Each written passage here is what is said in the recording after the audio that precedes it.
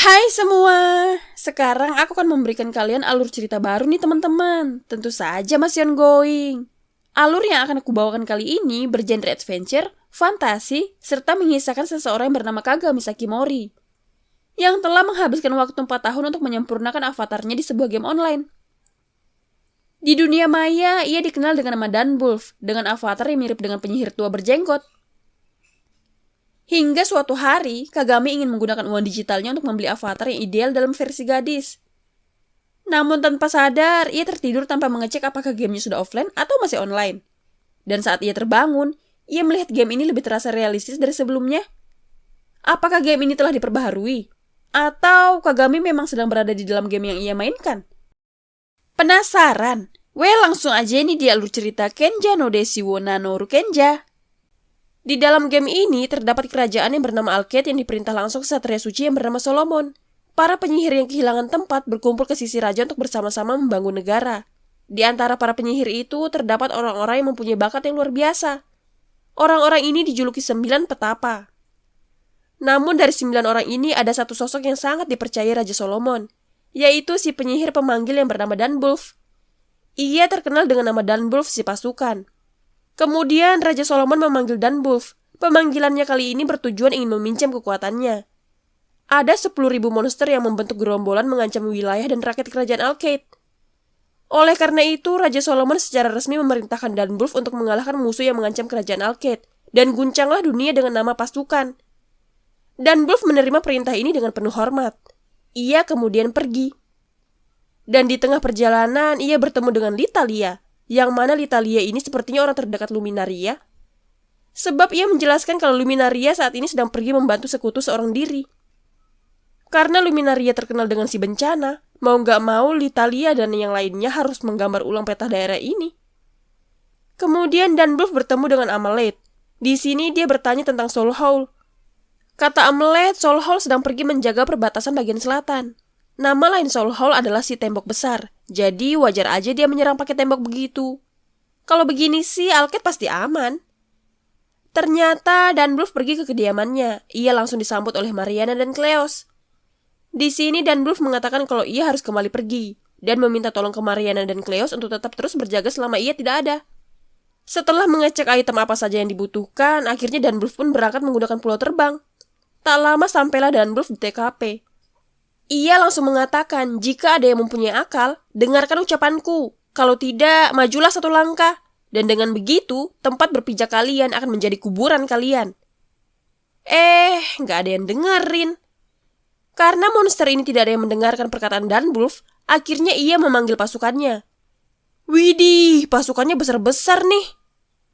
Dunwolf pun langsung menyuruh seluruh pasukannya untuk maju menyerang. Namun tampaknya Dunwolf kekurangan pasukan nih. Saat Dunwolf akan diserang, tiba-tiba saja anggota nomor 1 datang membantu. Dan selanjutnya ia turut ikut dalam pertempuran.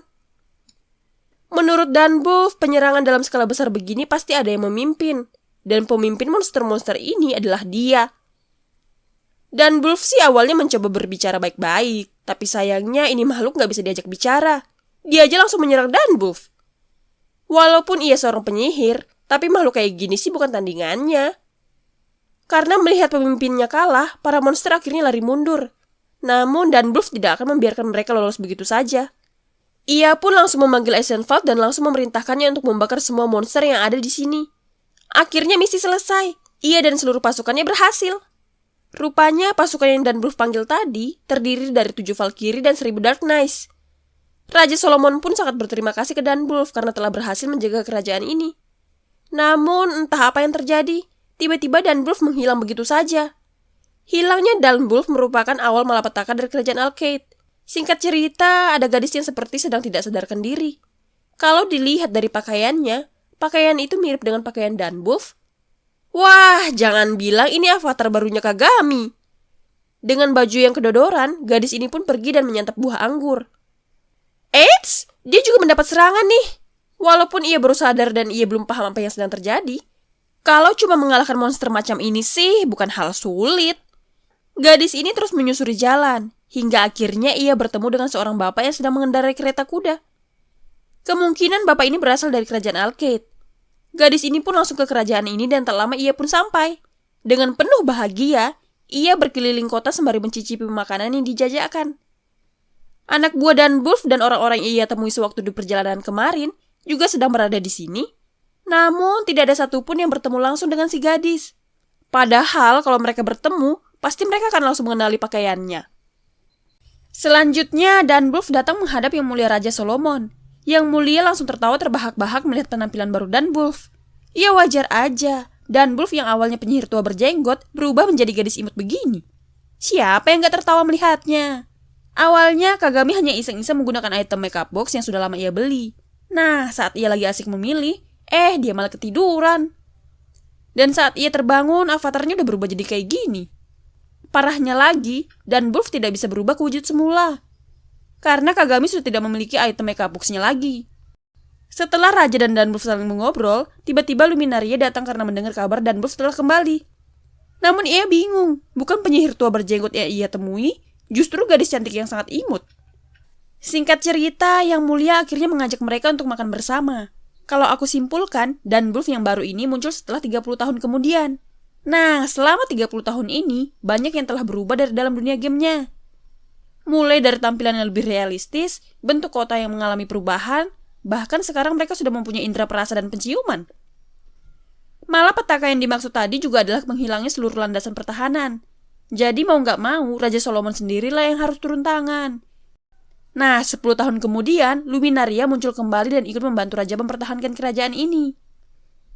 Di momen ini juga, Yang Mulia Raja sedikit menjelaskan tentang perubahan apa saja yang sudah terjadi di sini.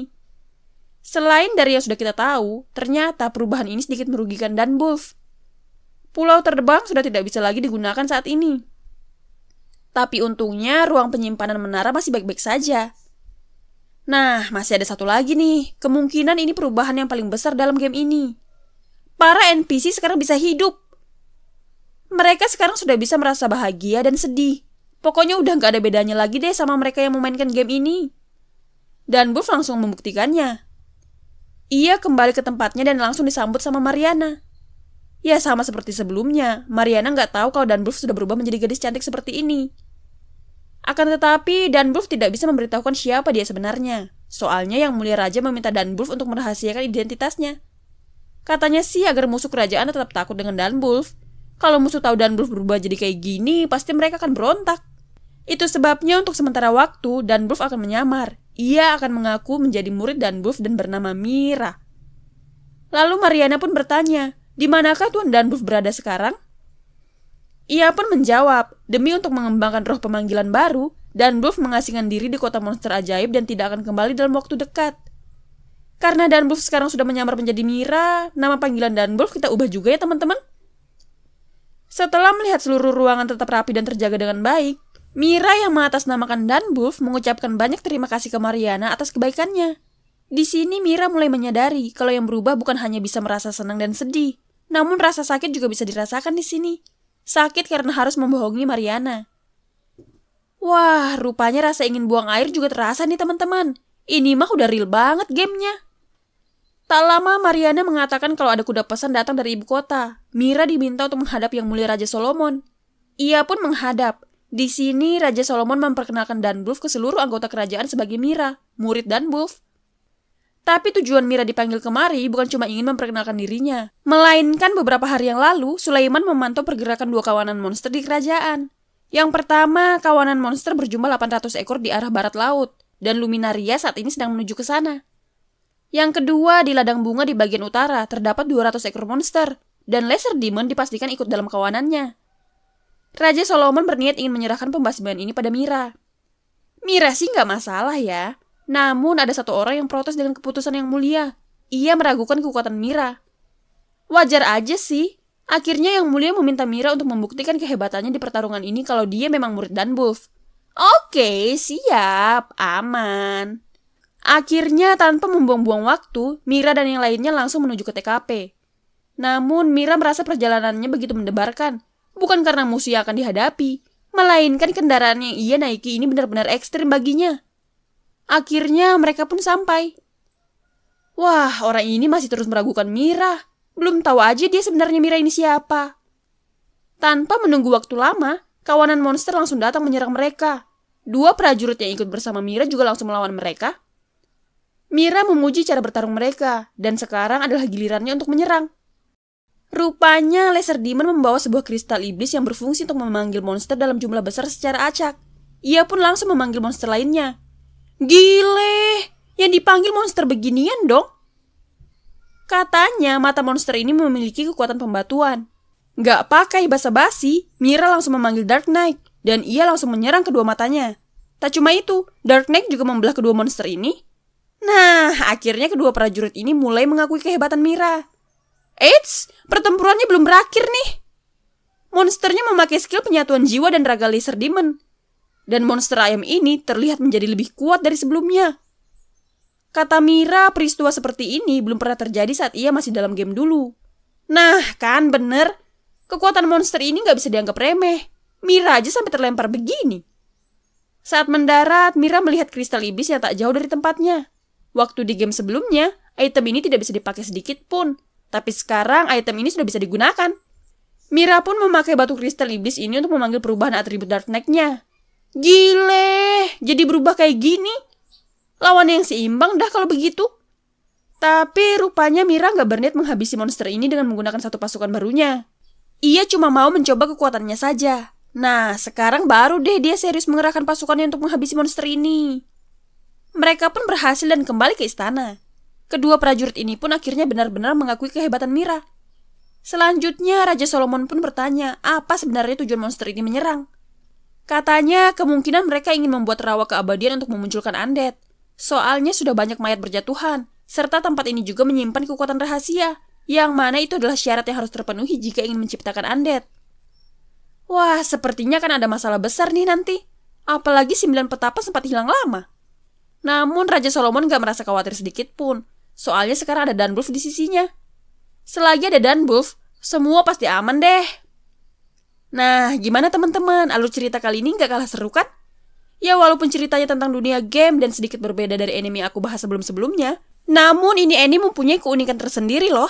Ya udah teman-teman, kalau begitu alur cerita Dunwulf atau Mira sampai di sini dulu ya. Jangan lupa untuk tonton terus kelanjutan alur cerita anime ini dan anime lainnya. Thank you. Bye-bye.